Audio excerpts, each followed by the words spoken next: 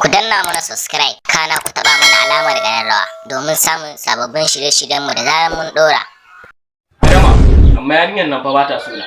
Ai dama na gaya maka. Zan kawo ta koya mata darasi. Darasi? Ai mai hankali shi yake daukan darasi. Tana din ba ta da hankali ne. Kai wa ya faɗa ma ba ta da hankali. Ai tana da hankali. Ba za ta bar uwarta da ubanta ba. To amma me dalilin ki na faɗa haka? Ai ban da yace uwarsa bata iya ba, ubansa bai iya ba.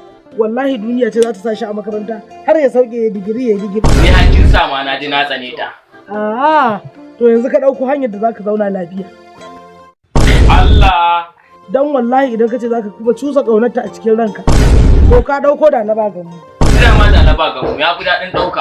Ke na ji an ce aka baki kuɗin makaranta, ba kya zuwa makaranta, sai dai ki tafi yawon ki. Haka ne? Kaga, ba ni son bin diddiki jawarci bin ɗan aboki. Ke ba sabuwar jaruma ba ce?